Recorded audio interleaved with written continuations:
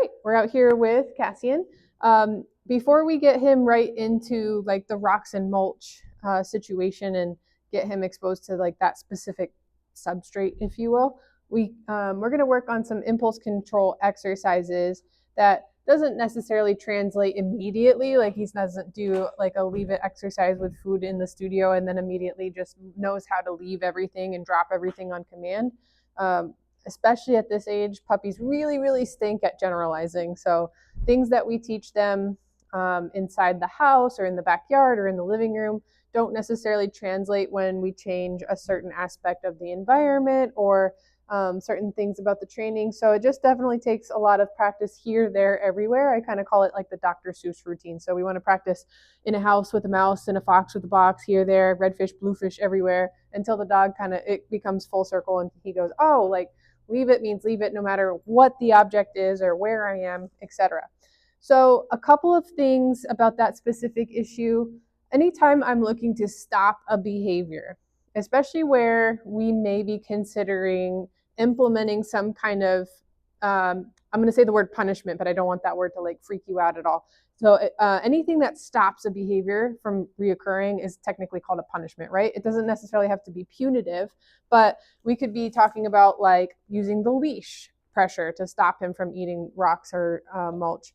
I was thinking of potentially introducing like a squirt bottle because that's a pretty benign, easy kind of punishment to stop the behavior. But anytime I'm considering adding in some type of punishment or looking to stop a behavior that a dog is doing very like vehemently, is that the right word? Like he really, really wants to eat rocks and you're like, why on earth would that be reinforcing or like biologically fulfilling? Like, right? There can't be any like benefit to that. But for some reason, for him, at least at this stage of life, that's a really awesome thing for him to want to do. And he's very keen and interested in doing it. So before I look at the piece of the puzzle where we're stopping the behavior, I want to address how we can, how we can channel that in a more appropriate way. So if the dog is inclined to do a behavior very strongly and like eagerly, I want to see if there's some way I can mimic that as close as possible. Obviously, we can't feed him rocks or mulch. Potentially finding him like a chew. There are, I don't know how great it is at this age. I'm pretty sure it would be fine. But there are big wood hunks that they sell for dog chews. And I'm not sure what kind of wood it is, honestly, but that might be something that we can offer. Another thing that I'm going to send home with you is like a tiny little snuffle mat. If you're not already using a snuffle mat, that might be good. But he may have the biological urge or, necessity to like hunt and scavenge and pick up things out of something. Picking food out of something might just kind of be something that really spins his dials. So I want to make sure I find some kind of healthy outlet for that type of energy so that he's not as frustrated when he can't do it. When we prevent him from doing it in a situation we don't want him to practice it and we, stop it and potentially punish it, he's not going to feel as frustrated because he's got an appropriate outlet for that. So we'll kind of take a look at that and see what that could also mean. And along with that, we're going to start to introduce some impulse control exercises that will help his brain develop the skills he needs in order to have impulse control and coping mechanisms for when he's exposed to the urge to want to do something and then we block him or prevent him or even punish him for doing it. He's got some skills in the development stage. Good job. All right, so we're going to get started with that. So I'm going to get some of his food here. Yeah, the first one we're going to do is just the leave it exercise with our hand. So I'm just going to take a nice handful of his kibs. And I'm going to present a fistful of that food and maybe even get a little bit closer to the camera here. Beep, boop, beep, boop, beep. Yeah, maybe right about there. I'm going to present this food and basically my hand's going to act like a mechanism. So my hand is I can almost do this with my eyes closed. As long as I feel that little wet nose on my hand, hopefully not too much teeth, my hand is going to stay closed. as soon as his nose comes off of my hand, and if he's kind of pawing at it, I might just tilt my wrist down to dump his feet off of me if he's scratching me. But as soon as that nose comes off, I'm going to actually open my hand. And even if it's like on accident, his nose is coming off, but I still have feet on there. So I'm going to wait just a second. Little teeth, little teeth. He's going to eventually kind of get either distracted or give up right there. So I'm going to drop it. I'm going to kind of reset. And so it's going to take a couple of reps of this for this to really look like anything. Good. So if that nose comes back on, my hand's going to close. So essentially I want to think of my hand as a mechanism. Nose on, it's closed. Nose off, it's open. So it's like a mechanism. Good. Good. And food dropped out. That's fine. I'm going to reset. Good. You'll notice that I'm not even saying anything. I'm just letting him figure it out. I'm like a human food puzzle right now. Presenting the food. He's sniffy, sniffy, sniffing. Good. If he goes to put his nose on it, I'm just going to shut my hand. And rather than have him dive back in and eat out of my hand, I'm just using my other hand to pick a piece of food out for him. Good. I'm going to toss it out just so I can reset. So what I don't want to do is move my hand closer away or farther and move it around. It's going to go right in front of his nose and stay there. And it's only thing my hand should be doing, besides maybe sometimes dumping his little foot off of it, is opening and shutting. You just gagged yourself on my own hand. There you go. Good. So hopefully you can kind of see what's happening here. He's starting to realize, oh, if I go for it, that doesn't work. So this is dog-led learning. I'm not giving him too much information. And that's kind of another point that I want to make about that situation with those substrates that he's trying to eat, the rocks and the mulch. Ideally, and I think this another situation that you mentioned that was occurring was good. Even if it's a happy accident, he gets distracted, that still counts. Where he encountered that dog, he was at the end of his leash kind of barking. I want to make sure that this is kind of, again, dog-led learning. If you're having to change his behavior because he's doing something you don't like, I try at this age to avoid a situation where I am blocking him from doing or accessing something that he wants to do. Not sure if he actually wanted to bark at that dog or if he was just nervous, but I don't want to essentially have a situation where I'm kind of telling my puppy, nope, nope, nope, nope, nope, nope, nope, nope, nope, nope, nope. I really want situations like that to be more like dog-led. So if he's barking at the dog, I would maneuver or do some type of I would either like kind of pick him up and get him out of that situation and try to get him, find the distance you can be where he's noticing that dog, but he's not like too involved. So like maybe backing up just a little bit, watching for him to check out the dog, and the instant he looks, you can pair it with your clicker. Back up a little bit and then re-engage, wait for him to check out that dog, use your clicker, and at some point you'll be able to actually have him look for a longer period of time without having to interrupt him. And he'll kind of just start to learn like it's a game. I look at that dog, I don't bark, I get fed.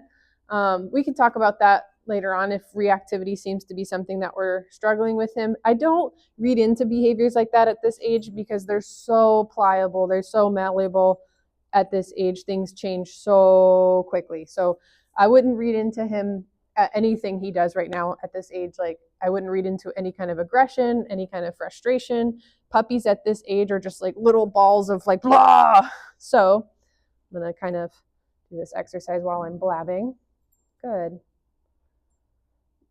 And basically, he likes my nails.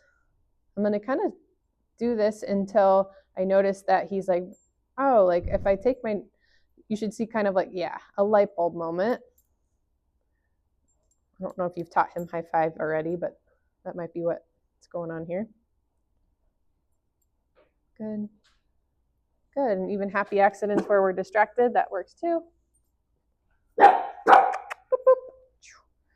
Yeah, so again, if he gets kind of stuck barking at something, I'd rather just kind of like redirect him, then use any kind of like no reward marker or like, hey, like, and just because our relationship right now is the most important thing. Later down the road, when he's a little bit older and we've got some stuff in place, I for sure want to very much communicate and be like a firm like presence where I say like, hey, that thing you're doing, knock it off. I said no. That's totally fine. But right now at this age, I just want to be the source of everything awesome. And if I'm kind of, I just basically want to avoid being a bummer to my puppy because I just want, like I said, I just want to be the source of all things awesome. So if there's something that he wants to get to, I don't want him to think that it's me preventing him from getting to it. I will try to manipulate the environment, the scenario, or the situation so that anything I don't like him doing will cause him to not get access to that thing, but it's not necessarily me doing it. You're kind of playing Jedi mind tricks with puppies at this age, if you can. So like, for instance, if he's, barking because he wants to get away from a situation, I would try to interrupt the barking if you can. Wait for him, which would automatically make him stop barking. If he's chasing a piece of food, he can't really focus on barking. I would see if I can get him to do a quick look at that thing that he was worried about and then immediately go, all right, let's go this way. And just so that he's not getting necessarily a rep of barking makes that thing go away or barking makes me get picked up and moved away. So basically kind of just analyzing the situation and making it favorable so that you kind of come out as the thing that provided the awesomeness. So that's kind of like a long-winded explanation of something. When we get some more specific situations going, we'll describe that. But honestly, at this age, I really just want to focus on, it's like unicorn farts and rainbows and everything is food. I am the source of food and awesomeness. All right. So the other version of this impulse exercise that we're going to do, I wonder if I can get away with leaving my little bag of food right here. I'm going to grab up his leash. I'm going to make sure it's nice and loose, but I'm holding it so that he can't get to the food that I'm about to sprinkle on the floor. So boom. Oh, so that would be an example of him wanting to get to the rocks or the mulch, right? Sorry that leash kind of hit you right on the trachea. Let me move that if I can. Come here. Slide this up. You have a teeny tiny neck. And a harness would be good for this exercise as well. Like at this age, obviously we want him to be able to be in a leash and collar eventually, but where he's so tiny. All right, so nice loose leash. There's food sprinkled on the floor over there. He kind of forgot about it, so I might sprinkle some more. I'm holding the leash so that he can't get to it. And what I'm also going to do while he's on this leash is with my fingertips, I'm going to do what's called an active release. I might need to back up a little bit. Ugh. So an active release, when he's hitting the end of this leash, I'm basically kind of pulling and letting go so that he maintains a loose leash. He's not on the end of his leash pulling. So he's going to ignore that food on the floor and I'm going to pay him from me. So I'm going to throw another piece out over there. I'm going to block him from getting to it. He's on a nice loose leash. Good. And I'm going to pay him from me. Ugh. So at this point, you can start to use the word you want to, okay. I'm going to let him go gobble those up. You can start to use the word you want for him to ignore stuff. I recommend having a word like leave it, mean don't eat that thing at all. That's not on the table. It's never going to be an option versus wait. So if you're playing a game like this, where I'm going to eventually let you go eat that stuff, I'm going to say wait. So that he's more inclined to he's going to be more inclined to listen because he knows at the end he's going to go get it versus leave it, which I would eventually follow up with like, hey, if you touch that, I'm going to correct you in some way, like a leash pop or a squirt, or I might tap you in the butt, like something like that, just to prevent you from doing that behavior. I wouldn't focus on that part of it yet. I would just kind of tell him to wait. But you can introduce the word when you kind of start to see him having that light bulb moment where he's like, oh, I understand this exercise. Okay, so again, we're going to set this up. I've got a handful of food. I'm holding the leash. There's some slack in there. I wasn't sure if that was you this morning that was talking about biting the leash. He's doing it here and there, but not enough for me to like correct it. He's just being kind of pushy because he wants me to do the thing with the food. If that were the case, we'll hope if he does it, I'll show you kind of how to fix that. All right, so I'm gonna kind of wait for him to stop being so pushy and bitey and nippy. Good. And now I'm gonna roll some treats out, leave it, or wait, whatever you want to say. Good. Yay! Perfect. So I'm gonna feed him from me. So I'm gonna do this from a standing position as well. Give you some of that. I am, and ideally I want to release him to go that, okay, like on my terms, I say okay, and then you go get it. You're very good at sitting and downing. Oh, my knees.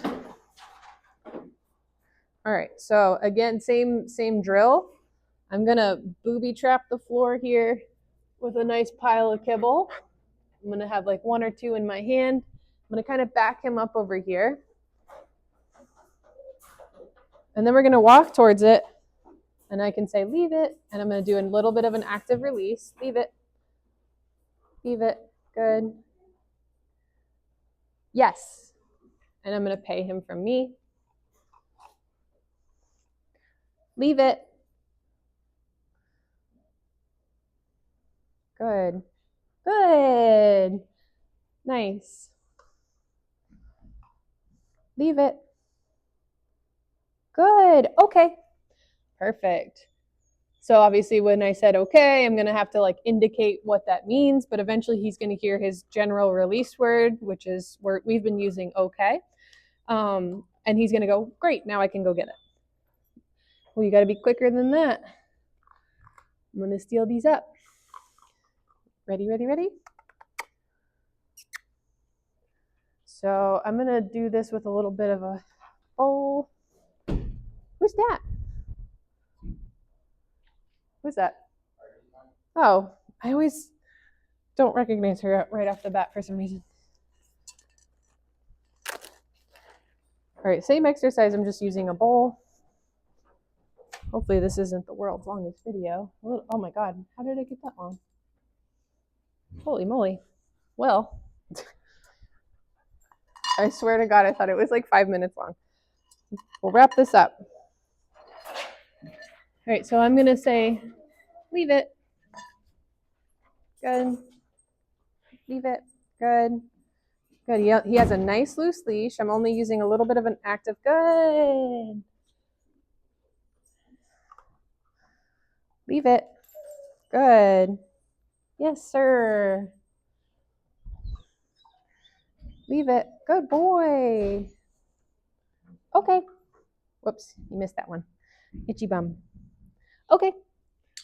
Yay. All right, so hopefully that's, anyway, like I said, doesn't necessarily work on we're gonna actually take a little bit of a field trip the next time he's in for day camp and take this on the road, so to speak. But these are some good exercises to kind of work on those impulse control skills that he'll need to be more successful around those objects. I'm also gonna send you home with a little snuffle mat, because again, I'm interested in seeing if there's a way we could kind of biologically fulfill that urge he has to kind of like whatever it is he's getting out of wanting to eat those things. I think a snuffle mat's really awesome. It kind of helps kind of curb some of those urges, I think. So I'd be interested to see what he thinks of that. You might have to show him how to use it a little bit, but essentially you're just tucking food in all the spaces, and his job is to rummage around and find the food and eat it. Right? Good job. Good job, Cassian.